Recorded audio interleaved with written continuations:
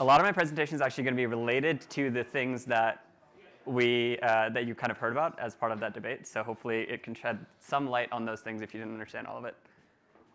This is also a technical talk. So if you're not technical, I'm sorry. But hopefully I can get through it in a way that is understandable to everybody. All right, let's get started. So before I get started, what is Everclear? I mentioned I'm Arjun. I'm one of the co-founders of Everclear. Everclear is a system that is trying to figure out how to coordinate the settlement of liquidity between chains.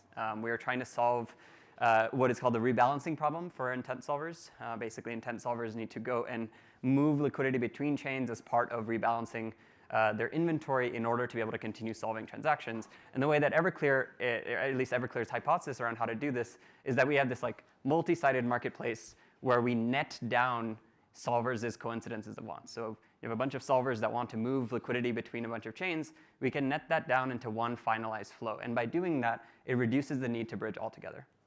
Everclear is growing really fast. We launched our public beta about 6 months ago, 5 months ago. And then we've basically been doubling in size every month, which is pretty awesome, except for January, which was a little bit of a dubious month. And in that time, we have also basically been driving fees down to effectively zero. So right now, system fees on Everclear are this is supposed to be 0.37 basis points. So yeah, you can see how this is basically just tending towards becoming effectively nothing. And this is what we believe needs to exist in order for us to get to the point where solvers can just go and fill transactions wherever without having to think too much about where their liquidity is. This talk is a little bit more high level. It's about fragmentation. And as we all know, fragmentation is really the biggest problem that the space is facing today, and is the biggest reason why we're all sort of going back and forth with Solana. Ethereum has expanded into this 101 chain ecosystem, 181 chain ecosystem. And with this extremely fragmented ecosystem of bridges and interoperability. There's just a ton of different strategies, and every different ecosystem goes and says, hey, we are solving fragmentation by doing X, Y, Z. And I want to try to dive into some of the reasons why that's the case. So what is fragmentation? At the end of the day, fragmentation actually comes from a fairly simple process, and it comes from this original sin of Ethereum design, which was that ERC20 as a token standard was designed for a single state machine. Ethereum was not designed to expand to many chains, and so when we were designing ERC20s, we didn't really think about minting and burning those ERC20s in a standardized way between different ecosystems. And so instead what we do is this fairly simple, fairly common process where we deposit ETH into some sort of container on L1, which I'll just call a deposit contract going forward. And then we use that to connect to some messaging protocol and mint a representation of that ETH on another chain, right? Basic stuff. The problem happens when you have many different chains or many different bridges, because then you have multiple deposit contracts on L1 that go and mint multiple different representations of ETH on different L2s. And these representations are not fungible with one another. And the reason they're not fungible with one another is because each token that is minted on an L2 is fundamentally a pointer, right? It's a pointer to funds that are somewhere else on L1. Now this actually still exists even when you have burn and mint tokens. The only difference is that the deposit contract is 0x0. But other than that, from a technical perspective, it's really the same thing, right? Ultimately, what this means is if you really want to do interoperability the right way, if you want to mint and burn this asset the right way, in this case ETH, between chains, the only way to do it is exit it out of this chain, transfer it on L1 to the new deposit contract, and then mint it on another L2, right? Obviously, we don't do this. We don't do this because it's awful, right? Exiting takes 7 days, then you have to incur L1 gas fees.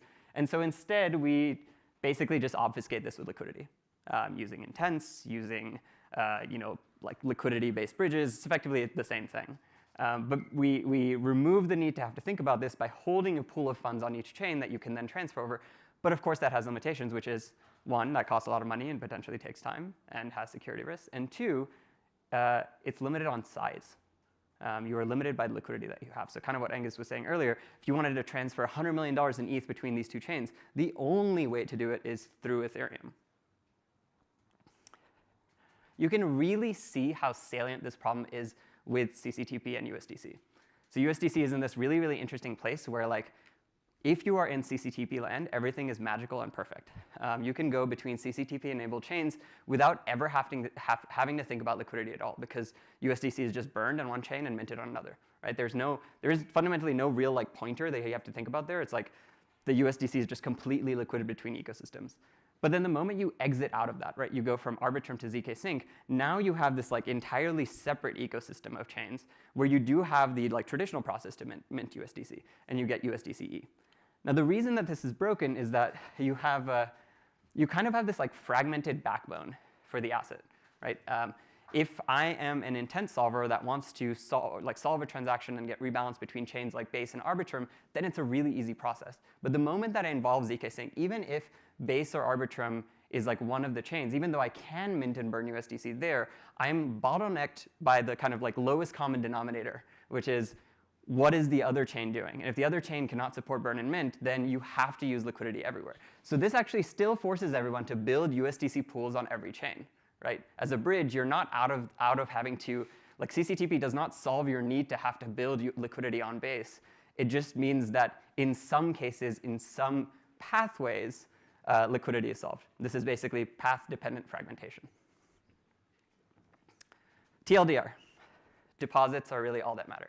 Right? The L1 deposit contracts, at the end of the day, are the thing that really matter like when it comes to interoperability. If we want to solve interoperability, we have to figure out how we can actually get all of these deposit contracts to work with each other in a way that makes sense. And this actually brings us to an interesting conclusion, which is like we're all kind of building the same thing still, but in a slightly different way. Right? Messaging protocols, L2 frameworks, RAS providers, shared bridges, AgLayer, everyone is doing exactly the same thing, which is coming up with their own deposit contract for how they are going to go and mint and burn assets across chains, right? In this context, right, Layer 0 is competing with Arbitrum Orbit. It's competing with Superchain, which is competing with Gelato, which is competing with AgLayer. And it's unfortunate because I don't think they necessarily want to compete, but because everybody is competing on who owns the deposits on L1, you just end up in this world where things just remain fragmented. Of course, hypothetically, intents solve this, right? But not really.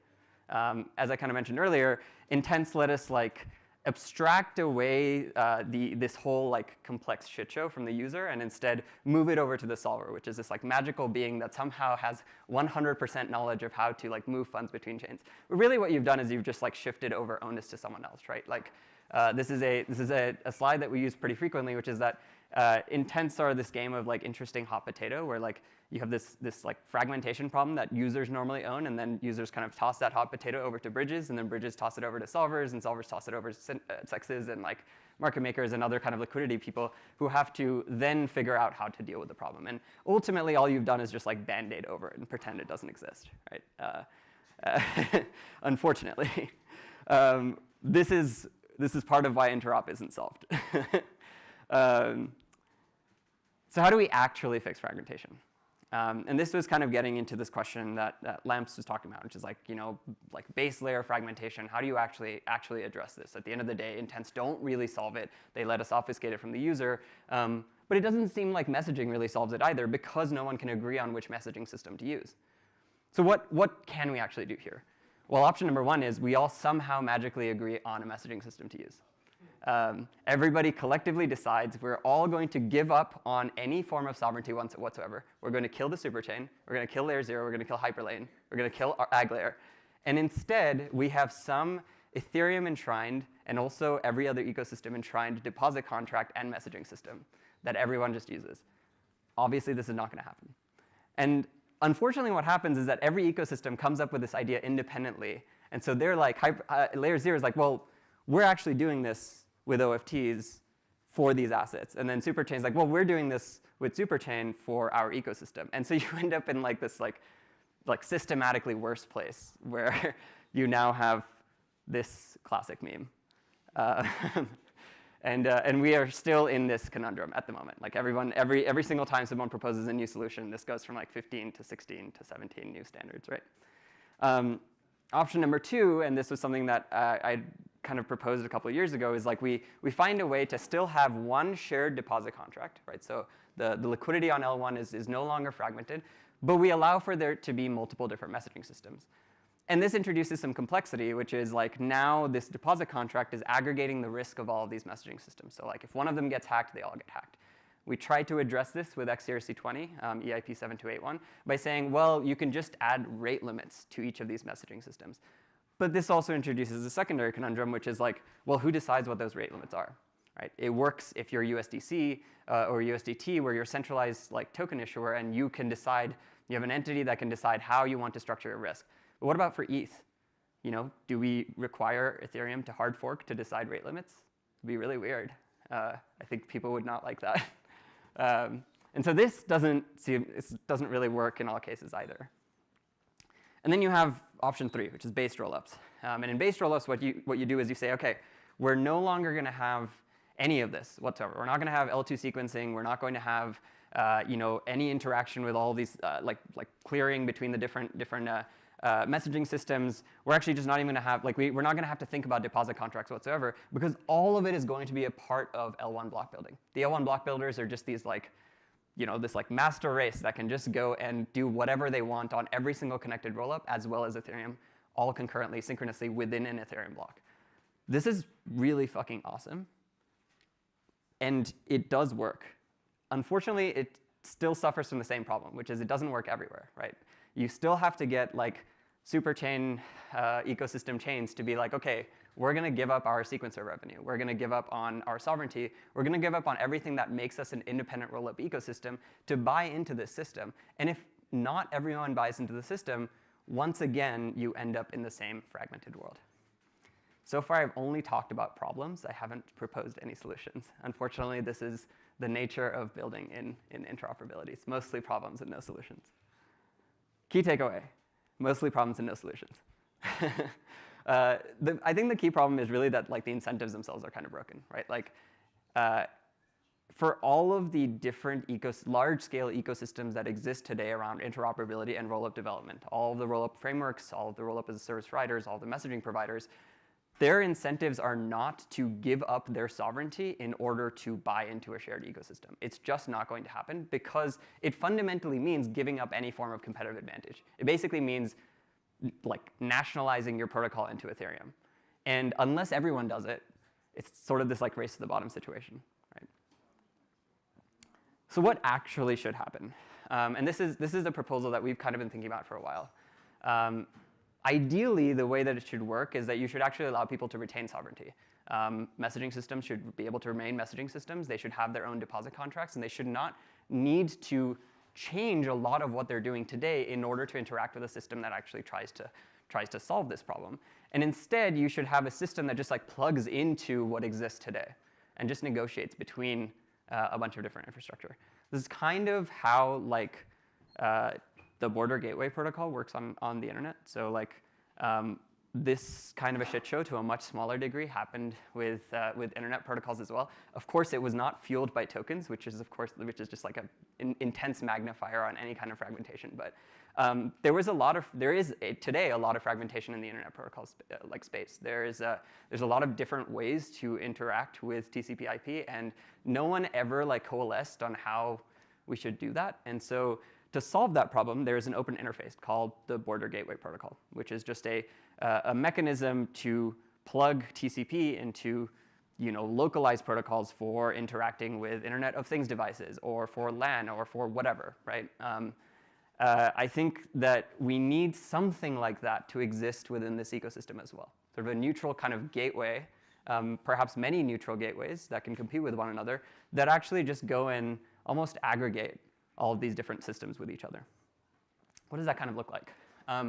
So this is something that we've been thinking about quite a bit, because it is quite interestingly related to how Everclear works, but it doesn't necessarily need to be. This is something that plenty of other people can build as well, which is a system that, aside from doing the like Everclear netting process that I talked about earlier, plugs into a bunch of different systems for settlement. And what it's doing is basically negotiating the relationship between messaging, so mint and burn messaging for like ETH on a given chain, to the underlying like collateral that is stored in deposit contracts on L1. In effect, this is sort of like having a system that's like has a bunch of working capital, and what it's doing is saying, I'm going to take a burn transaction over here that's happening with Hyperlane, and I'm going to connect that to a CCTP mint transaction that's happening over here.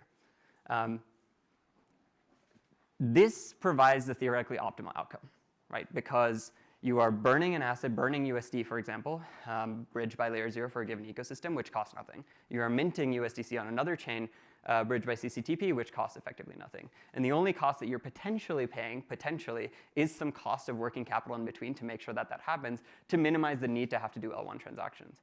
But even that, I think, can generally be amortized to 0. Because over time, the need to even interact with these L1 contracts, as long as there is an asset, as long as there is backing for whatever asset that you're burning and minting, ultimately, at the end of the day, the L1 contracts, it's just a pointer to the L1 contracts. You don't ever have to interact with it anymore. To me, this feels like a good sort of bridge to get to, no pun intended, to get to the based rollup world, right? In effect, what you're doing here is you're taking the thing that's happening with based rollups, which is, or base sequencing, which is like, the L1 block builder is like negotiating interactions between all the L1 deposit contracts and like clearing transactions between these different rollup systems. And instead, you're just putting that into its own rollup framework until we get to the point where all of it can actually be pushed into L1 block building. It's a sort of intermediate kind of halfway step to get to that ultimate outcome. But the secondary benefit is that it ends up working with every ecosystem. So there's a lot of things that you kind of get out of this which are really nice. Thing number one that's nice is that there doesn't need to be just one of it. I think I've become very bearish on standards after trying to push a token standard now for several years and just getting ridiculous FUD around it. This doesn't need to be a neutral system. Oh, OK, I'm out of time. Anyway, some frequently asked questions. If you have more questions, come talk to me. This was my last slide anyway. Thanks, y'all.